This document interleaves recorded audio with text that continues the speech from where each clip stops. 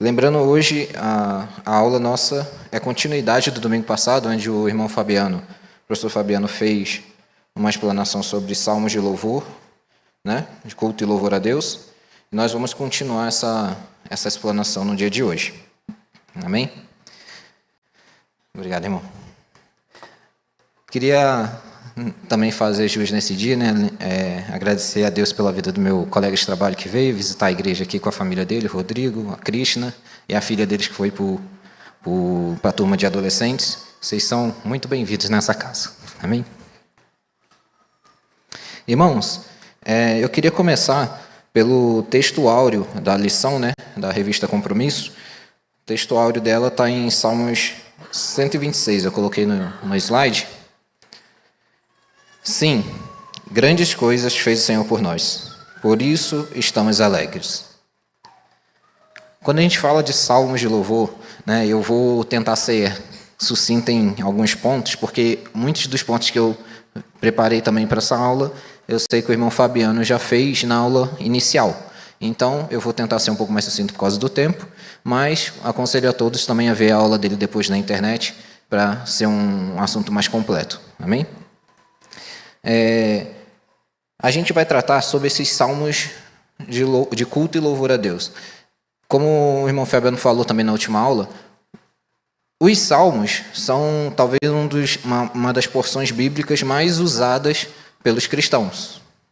Dito o tamanho do livro, né, o número de salmos existentes, e até, de certa forma, até por pessoas que fazem uso, vamos dizer, errado dos salmos, aquele pessoal que deixa o salmo aberto, a Bíblia aberta no Salmo 91, né, em outras passagens como se fosse um amuleto de proteção, né? E muitas das passagens mais conhecidas na boca das pessoas de forma geral são alguns salmos, né? Luz para o meu caminho, né? A gente pega isso, a gente pega o Senhor é meu pastor e nada me faltará. Inúmeras passagens onde a gente consegue encontrar esse uso dos salmos na boca das pessoas.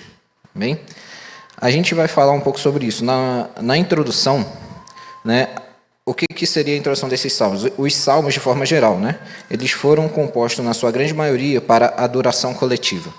A gente vê o uso que Davi fez dos salmos, tem salmos para vários outros assuntos que vocês vão ver no passar dessas lições, como outros professores já trouxeram salmos messiânicos, vão ter salmos sobre precatórios e outras classes dentro dos salmos. Mas nesse momento, como a gente está falando sobre culto e louvor, a gente tem que entender que muitos desses salmos, como foi cantado na primeira música do louvor de hoje, são feitos para louvor e adoração a Deus, e de forma coletiva. Amém? Os salmos também foram compostos, em sua grande maioria, nessa adoração coletiva. Os salmos de culto e louvor exaltam a grandeza do nosso Deus, né? Por exemplo, a grandeza de Deus e por que adorá-lo, né? Isso a gente viu no primeiro exemplo que a gente usou no texto áudio. Salmo 126 fala sobre isso. A gente tem esse mesmo exemplo em outros salmos, como o Salmo 124, onde fala, se o Senhor não estivesse ao nosso lado, né, em vão faríamos muitas coisas. A gente consegue ver essas expressões em vários salmos. Salmo 121. E esse salmo, acredito que a igreja completa para mim. De onde me virá o socorro?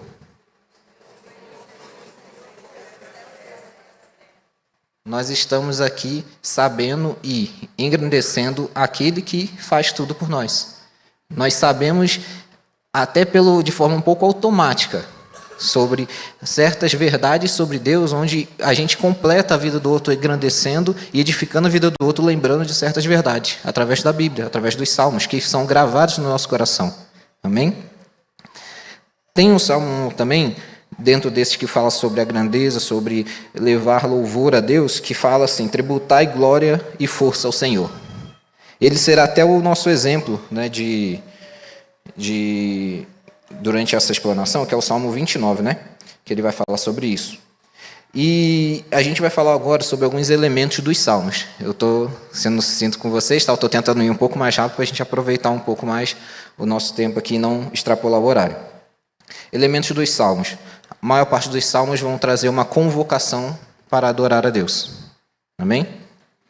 A gente vai ter isso como uma base primordial na hora da adoração. Os sacerdotes e os levitas chamavam o povo a adorar a Deus. Eles cantavam, tocavam os instrumentos, né? E alguns salmos são como poesia, mas tudo isso é para louvor e fazer essa adoração a Deus.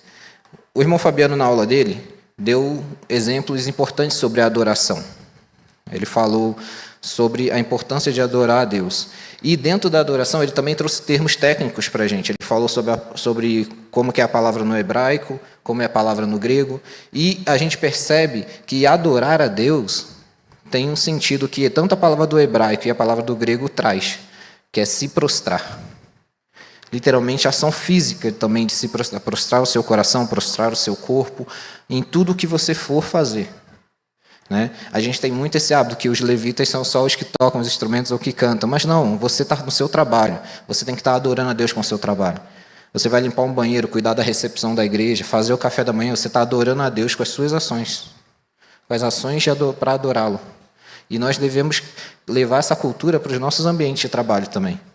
O ambiente da rua, onde nós caminhamos para o nosso ciclo social, para a nossa família. Até aqueles que não são cristãos, para eles conseguirem ver Deus através da sua adoração, ao servi-los, ao estar próximo deles. Amém? E é interessante que na Bíblia a gente consegue aprender até com Satanás algumas coisas. E agora alguns aí que estavam com sono até deu um despertar, né? Irmãos, quando você entra em Mateus 4, o que acontece em Mateus 4? Jesus no deserto é tentado. E Satanás chega para ele e fala para ele: se prostrado me adorares, tudo te darei. A gente está ouvindo uma frase que é sobre uma tentação que Jesus passou, mas está vindo da boca de alguém que entende como funciona a adoração no céu. A adoração no céu é de se prostrar, se humilhar perante a Deus e exaltar a grandeza e a plenitude dele. E ele queria isso para ele. Só que Jesus, sim, conseguiu dar uma lição nele, nessa situação. E ele falou usando o quê? Usando a própria Bíblia. Adorar apenas a Deus. Nós temos que ver que um outro ponto, exaltação e poder ao caráter de Deus. É um outro ponto dos elementos dos salmos. Eles exaltam o caráter de Deus, o poder de Deus. A maior parte dos salmos vocês vão encontrar essas peculiaridades, essas características. A gente vê, até no salmo lido também, um outro ponto, que é gratidão às bênçãos recebidas. O Salmo 126 fala sobre isso, sobre ser grato às bênçãos que Deus te deu. Mas, Lucas, eu estou passando por tantas dificuldades, eu estou passando por tantas lutas, tem tantas coisas dando errado na minha vida. Sim, eu concordo que na minha também está. Porém, nós temos que ser gratos. Ter um coração grato ao Senhor por tudo aquilo que Ele já fez por nós. Se não fosse Ele nas nossas vidas, nós não estaríamos aqui. Possivelmente nós estaríamos perdidos no mundo em algum local. Ou mortos, muitos de nós, que não tivessem sido encontrados e resgatados por Deus. A importância da gente perceber que nós devemos ser gratos a Deus. Os salmos nos ensinam. Os salmos de louvor nos ensinam isso. A gente tem mais um ponto, né, que eu deixei mais como observação. Alguns desses salmos chamam o uso de instrumentos. A gente tem Salmo 150, Salmo 33, que foi objeto da última aula, passagens onde vai falar: louvem ao Senhor com lira, com harpa, e fica bem claro que é para a gente cantar, que a gente tocar, para aqueles que têm dom com instrumentos, que usem esses dons para a glória de Deus, para aqueles que podem cantar, que cantem para a glória de Deus. Eu até brinco às vezes, né, que eu não sirvo para a parte do louvor, porque eu sou um pouco desafinado, mas eu dou graças a Deus que Deus recebe o louvor como um aroma. Porque se fosse como onda sonora, né?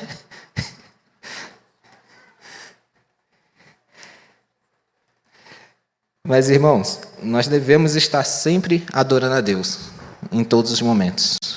Percebendo que Ele é o único digno de ser adorado. E nós vamos para o Salmo, pode passar mais um slide? Né? Que é o objeto de... Volta um, por favor. Não, perdão, desculpa, pode passar um. Nós vamos para o Salmo 29. Agora, eu queria que os irmãos abrissem comigo. Salmos 29. Ele é um salmo relativamente pequeno, né? Eles são 11 versos. Vamos começar a leitura. Atribuam ao Senhor, ó seres celestiais. Atribuam ao Senhor glória e força. Atribuam ao Senhor a glória que o seu nome merece. Adorem ao Senhor no esplendor do seu santuário. A voz do Senhor ressoa sobre as águas. O Deus da glória troveja. O Senhor troveja sobre as muitas águas. A voz do Senhor é poderosa. A voz do Senhor é majestosa. A voz do Senhor quebra os cedros. O Senhor despedaça os cedros do Líbano. Ele faz o Líbano saltar como bezerro e o Sirion como novilho selvagem. A voz do Senhor corta os céus com raios flamejantes. A voz do Senhor faz tremer o deserto. A voz do Senhor treme o deserto de Cádiz. A voz do Senhor retorce os carvalhos e despe as florestas. No seu templo todos clamam, glória. Senhor, o Senhor assentou soberano sobre o dilúvio. Ele reina para sempre. O Senhor dá força ao seu povo. O Senhor dá ao seu povo Pai, bênção e paz. Amém? A gente vê essas características que a gente comentou de forma rápida e sucinta no início, dentro desse salmo, né, o Salmo 29. Ele é um salmo que atribuem a Davi, o Salmo 29, né?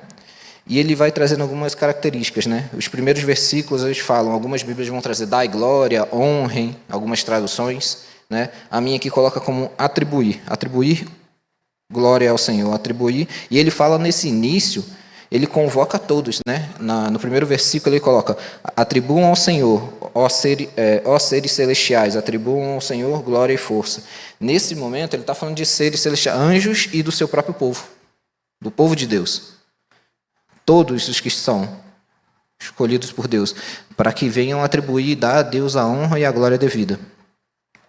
A gente percebe isso nessa primeira porção. Mas o que chama muita atenção dentro desse salmo para mim é do versículo 3 para baixo, a gente vai ter a segunda parte do salmo, onde ele é muito característico, né? Que é o segundo ponto. Exaltação ao poder e ao caráter de Deus. Nós devemos buscar entender que o nosso Deus, ele é poderoso, que o nosso Deus tem um caráter que faz uma curva enorme do nosso nível de caráter. Que muitas das vezes a gente pode pensar, nossa, mas aquela ação não me parece boa. Eu acho que eu mereço algo melhor do que isso. Mas o nosso Senhor, ele sabe de todas as coisas. Nada sai do controle de Deus, em momento nenhum. A gente tem um costume ruim de achar que o inimigo tem um grande poder nas nossas vidas. Que ele é como se fosse um adversário de Deus. Mas ele é o adversário das nossas vidas, não de Deus. O adversário significa que alguém tem uma probabilidade de vencer numa luta. E Satanás não tem chance nenhuma de vencer. É como se você fizesse uma comparação entre uma formiga num ringue de MMA lutando com um elefante. E vamos diminuir muito Deus ao tamanho de um elefante. A gente sabe o resultado. Não pense que Satanás tem o mesmo tipo de poder que Deus. Tudo que ele pode tentar fazer, ou que ele tem alguma ação, é por permissão de Deus. E muitas das vezes também por nossa falha e nossos pecados. Amém?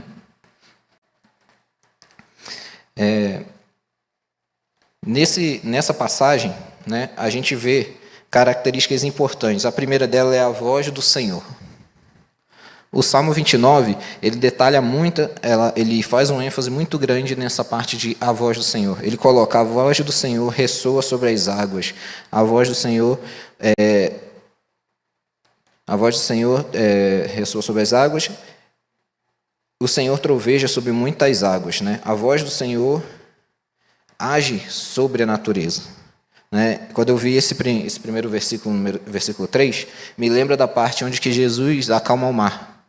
Ele com os seus discípulos no barco, e eles acordam ele assustado, lembrando que pelo menos 3 daqueles homens no barco eram pescadores, tinham o hábito de estar em água, não eram desconhecidos naquele ambiente, eles sabiam o que estavam fazendo. E todos estavam com medo, aterrorizados pelo que estavam passando. Eles acordam Jesus com medo. e Jesus manda o mar se acalmar e o vento parar. A gente percebe nessa passagem como que Davi já estava alinhando com coisas que Deus iria fazer lá na frente. E ele vai falar de coisas que aconteceram também mais para baixo. A gente vê ele falando sobre a voz do Senhor ser poderosa, a voz do Senhor ser majestosa, a voz do Senhor quebrar os cedros do Líbano. Não sei se os irmãos lembram, mas o templo de Salomão, que Salomão constrói, é preparado com uma madeira muito nobre, uma madeira rígida, forte, que é o cedro do Líbano. Tem uma outra passagem, se eu não me engano, em Jó 40 ou 42, que na descrição de um animal, onde Deus está falando para Jó, ele fala sobre um animal chamado Beemute. E a cauda deste animal é comparada a um cedro de um Líbano. A um cedro, uma árvore grande.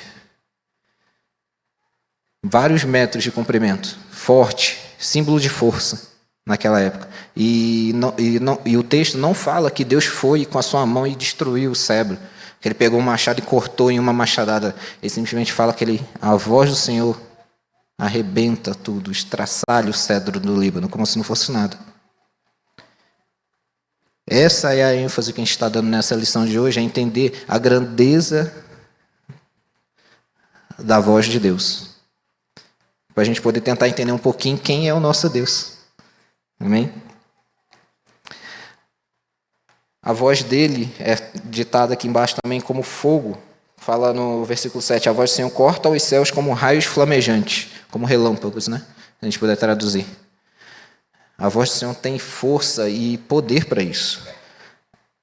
A gente vê, falando nos versículos para baixo, algumas Bíblias vai trazer o versículo 9 como a voz do Senhor, se eu não me engano, faz a corça, deixa eu só achar aqui, a corça a cria, né? Se eu não me engano,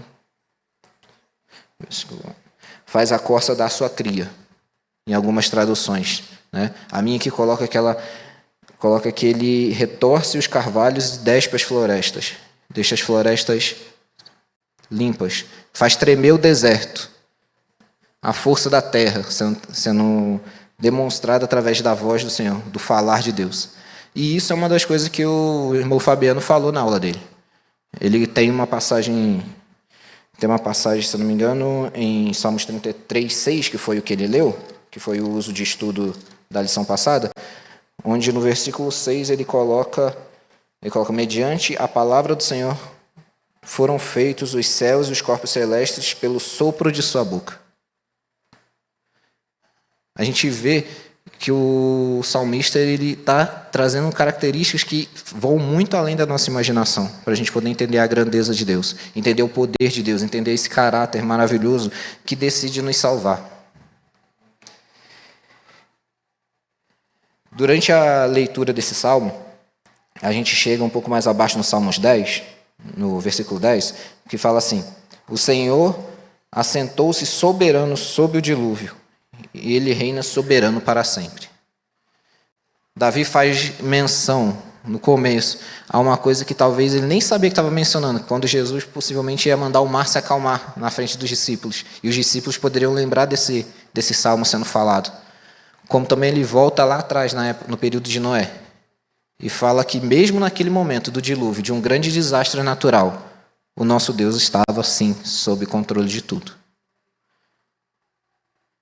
Meu irmão, se Deus estava no controle durante um grande dilúvio que devastou a terra, sob inúmeras situações que aconteceram, por que você acha que ele perdeu o controle sobre sua vida?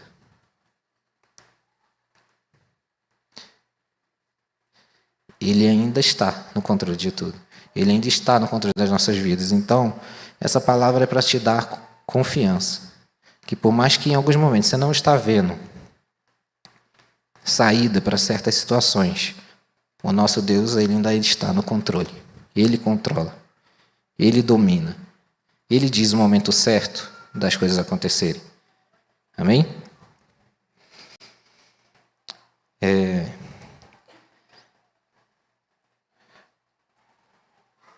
E essa voz que domina todas as coisas, faz tudo isso sobre as nossas vidas. E entra uma pergunta que fica na minha mente sobre isso, que é: que eu acredito que talvez eu vou passar essa pergunta para os irmãos. Você consegue entender o tamanho desse Deus que você serve? Você consegue tentar mensurar o tamanho do Deus que você está servindo? O quão grande ele é, o quão poderoso ele é? Para tentar, só para tentar ajudar um pouquinho, eu trouxe um vídeo que eu vou pedir para o pessoal da mídia colocar. Tá? Ele não tem som, é só para a gente poder ter uma perspectiva diferente sobre tamanho. Amém? Pedir os irmãos para colocar. Essa aí é a nossa lua. Lua do planeta. Tá bom? Queria que os irmãos dessem uma olhadinha.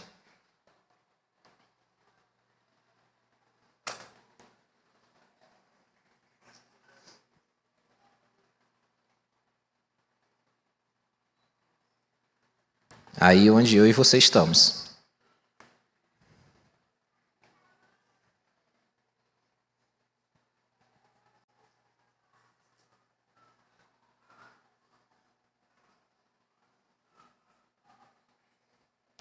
Esse é o nosso Sol.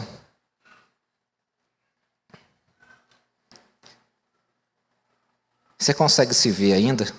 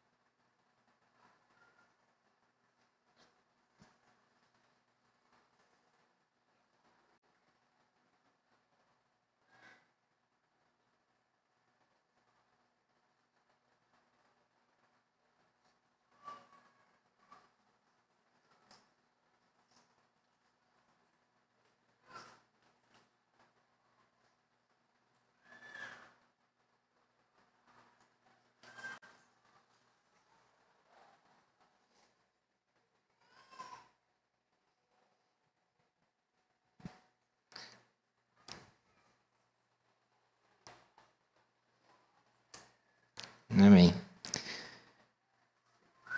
Deu para a gente entender um pouquinho uma perspectiva de tamanho? Percebe como pequeno, em comparação a inúmeras coisas criadas por Deus, nós estamos? E quão enorme é o universo criado por Deus, pelo que o Fabiano ressaltou aqui na aula dele, no Salmos 33:6, pelo sopro da sua boca foram criados os corpos celestes? Quão poderoso é um ser que criou tudo isso? E a gente pega passagens como Salmos 47:4, que fala sobre... Deixa eu puxar aqui, eu acho que Salmos 147, eu vou puxar aqui para ler.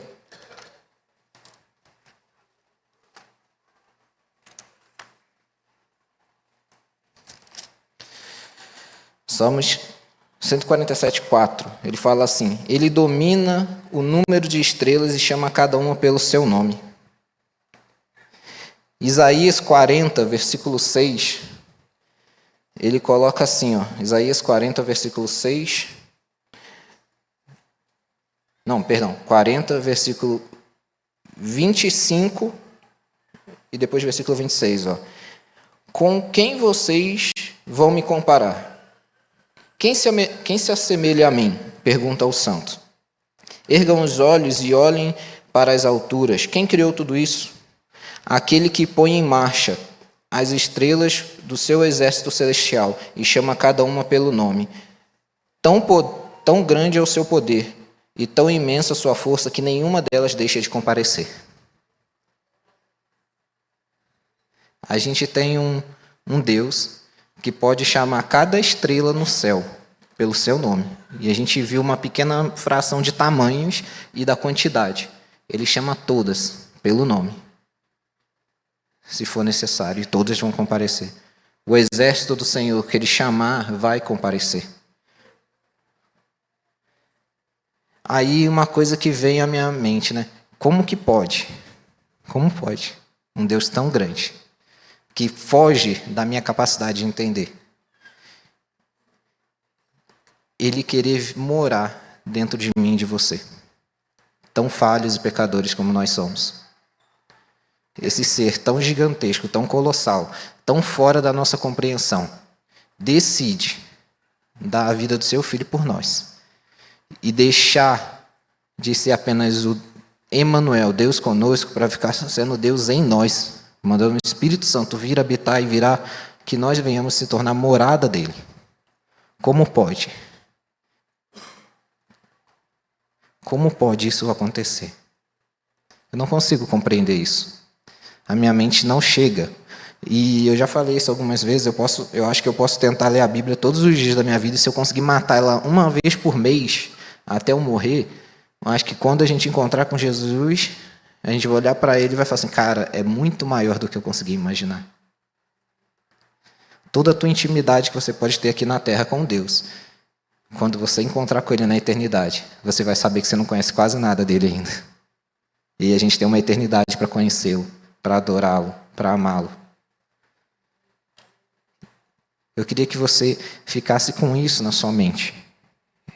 Essa passagem dele, desse poder, desse ser grandioso, que os salmos vêm falando, né? O Salmo 29 vem trazendo um ser que a voz dele faz tudo. Pode fazer a terra tremer. Ele é aquele que merece ser adorado. E ele ainda assim decide me amar, decide te amar, com todas as nossas imperfeições, com todos os nossos pecados. Decide morar dentro de nós. Na conclusão, eu deixei apenas 3 tópicos, né? Que é: o louvor verdadeiro exalta quem Deus é, não apenas o que Ele faz. Lembre-se que a gente tem que adorá-lo pelo que Ele é, não pelo que Ele faz. Como tem uma música também para isso, né? Mas não se preocupe, eu não vou cantar. Esse nosso Deus é poderoso. Esse nosso Deus é grandioso. Os salmos nos ensinam a adorá-lo em todo tempo. Todo tempo. Todo tempo nós devemos adorá-lo. E é difícil, né? Porque muitas vezes a gente quer fazer as nossas próprias vontades. Mas esse Deus merece ser adorado todo o tempo. Esse Deus merece a adoração 24 horas. 7 dias por semana. Durante todos os dias e anos que Ele te der na terra. Deus não te exige nada, meu irmão, a não ser tudo que você tem. Ame o Senhor, seu Deus, com todo o seu coração, com toda a sua força, com todo o seu entendimento, com tudo que há em você. E não te exige nada, a não ser tudo. Tua família, teus bens, tua casa, seu trabalho. É isso que esse Deus exige. Devemos manter um coração grato e alegre, pois Deus fez e faz grandes coisas por nós. É isso que eu vejo como uma lição de conclusão para esse salmo, para esse momento de entendermos que os salmos são motivos de adoração e de louvor. Eles são um mecanismo que Deus deu a homens para que nós pudéssemos adorá-lo da maneira que Ele merece. Amém? Para encerrar essa parte, eu gostaria de convidar o Ministério de Louvor. Porque se a gente está falando de salmos, de culto e louvor, a melhor maneira de fechar uma aula dessa é louvando a Deus, amém? Nós temos aqui uma música que eu pedi ao Ministério de Louvor para cantar, que é baseada em cima desse salmo, né? Talvez alguns já devem conhecer, que ela é uma música antiga, mas eles vão estar ministrando ela para a gente agora, amém?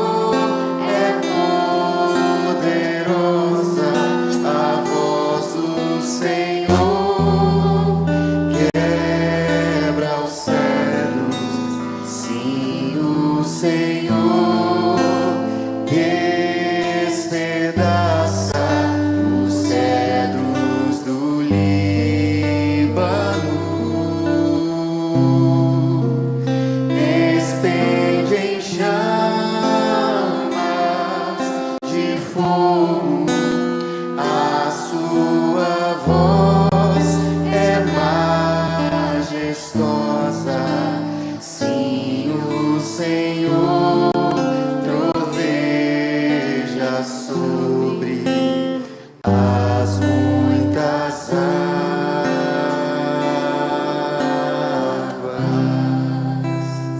Quantos conhecem essa música?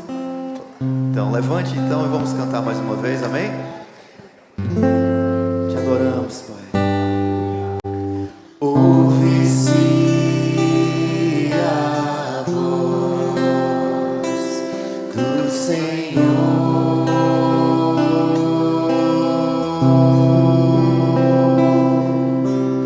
Ouve-se a voz sobre as águas,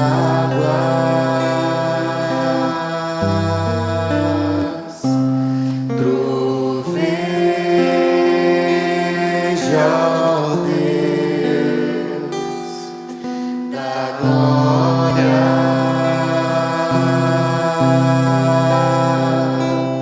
troveja, ó Deus, da glória. Então declare: a voz do Senhor é poderosa, a voz do Senhor quebra os cedros. Sim, o Senhor despedaça os cedros do Líbano,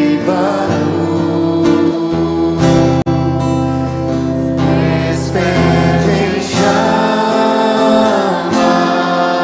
de fogo, a sua voz é majestosa.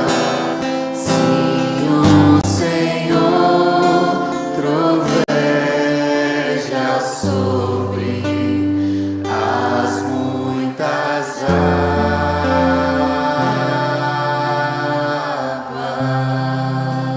Aplausos, glorifica Ele, amém. Amém. Irmãos, nesse jeito eu encerro a aula, tá? Eu espero que os irmãos possam ter sido abençoados.